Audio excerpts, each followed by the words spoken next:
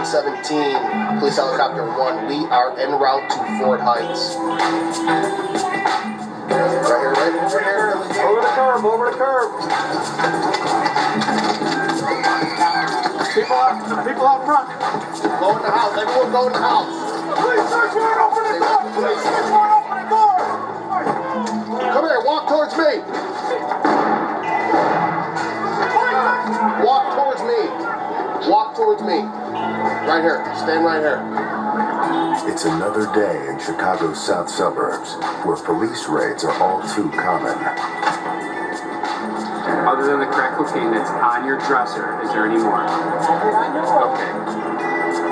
Are there any guns in your house? No. If y'all find something in my house like that, this will be a shock to me. And that's the honest God. Well, honestly, it's not going to be a shock to us, because that's what we're here for. Authorities came looking for a boatload of firearms. That's what an informant had promised them. Instead, they got a bag of crack and one arrest. It's not the outcome that they'd hoped for, and it's a tough pill to swallow.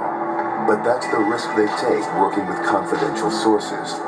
Chances are, they'll be back serving another warrant in Fort Heights soon.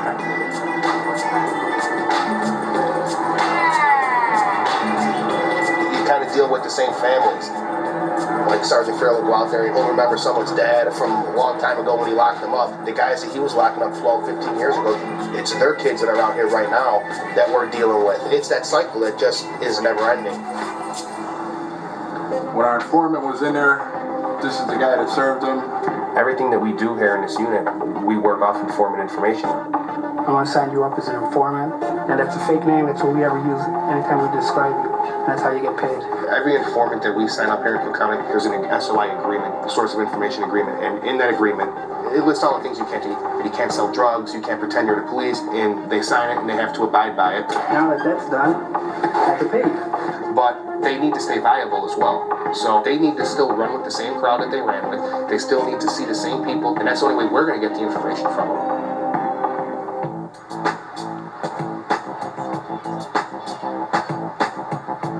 Man, I'm tired of coming in here, man. This is my last time up in here. Record this, man. Yeah, how many times you been locked up? I'm serious. How many times you been locked up? 3 times. How many times you say I ain't never come back to jail? I only stay here one day, though. Keeping it gangster. I'm going home today, and I only stay here one day each time I can. That's I ain't coming 3 back. times you stuck. Yeah, I ain't coming back. 3 times you gotta come. Many of the best informants begin their careers while locked up at Chicago's Cook County Jail. Detainees here are ripe for recruitment. Most are accused, not convicted of crimes, and are being held awaiting trial. Those who flip and cooperate with authorities can get reduced sentences. Some of them will continue working for money after they get out. That's exactly what one former inmate who grew up hustling drugs on the city's west side is doing. Basically his entire life has been in the dope game. And at one time he probably was a little bit more successful than he is now. And he had a nice car and he had a hot girl. And when you come home and maybe you're out of the realm, maybe the younger guys are running the block and it's not your situation anymore. You can still work, but you're never going to be the man on that block. So I think that'll change your motivation a little bit. What's the money like out there right now? How much you guys making on day-to-day basis, you think? They probably put me about 3,500. 3,500? How often do you think the cops are on that block? Every day. This informant, whom we're calling Roosevelt to protect his identity, is providing intel about a West Side neighborhood known for its heavy drug traffic and murders. Roosevelt claims that 24 members of rival gangs like the Travelers and the P-Stones have joined together to do business under one boss. That's the reality. How did he get the block? He just took it? Yeah. Without a struggle? Without a struggle.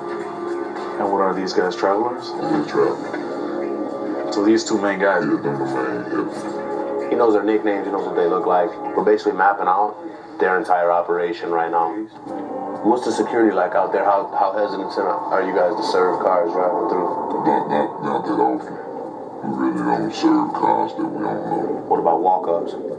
No. Oh, what if you did an intro? If you brought a guy through in the car or whatever, like, man, my guy wants to buy 20. Yeah, that won't be a problem. He knows everything. He knows the block, who's there, who's doing what. We're able to get live play-by-play right from the block. We need one of them to get in there. Now armed with a list of targets, including the top boss, his right-hand man, and workers below them, investigators hash out a game plan. Got one side with the heroin, another guy with the cocaine. This is all the runners, lookouts, all that stuff.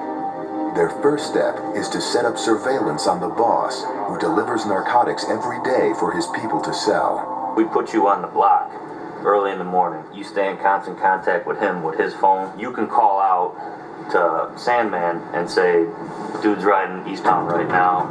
We're trying to get a schedule of the guy who actually drops the packs. We have the vehicle, we have the target. It'll make it easier to set up the surveillance and how we're going to move forward. There's 2 main houses, correct? You got any idea where they set at? The situation that we're looking at with him is going to be taking down the head of the monster, and then everybody else will fall in line. That's how we decided to take the case to a conspiracy type of level, where you might get 25, 30 guys clear out the whole block. They be out there strong, man. They might be doing like 7,000 to 8,000 right now on just heroin, maybe 4,000 on cocaine, and maybe probably 2,700 worth of weed. It's an everyday thing, so altogether they looking at least 17,000 within all 3 products out there. One block. One block every day, faithful. What are you looking to get out of this? I'm not looking in nothing particular because, you know, I've been dealing with them for so long. It's like fade before fade, you know. You have to show him that there's going to be some reward in this, and the reward for him is going to be money in the hands. And he knows that. We're not going to do it a quick hit. This is going to take a while. So you stay out of trouble. Yeah, oh yeah, you know I be now. You can't smoke weed, you can't do anything. Nothing. Yeah. Alright, No drinking either. No, man. It's hard because I'm used to having a lot of money as far as being on the other side of the game. And I be tempted sometimes, like, you can go out there and make just $50 real quick. But I sit back and I think that $50 can cost me 5 years. how about tomorrow morning, 7 a.m., you're on the block? Really?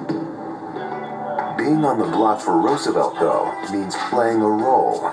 He's got to pretend that he's still in the game without breaking the law. They'll wonder why is I'm out there on the block. Why is I'm out there if I'm not hustling or if I'm not dying? It's a fine line for him to walk. One false move could get him killed. It could change with one bullet. It could change in a heartbeat.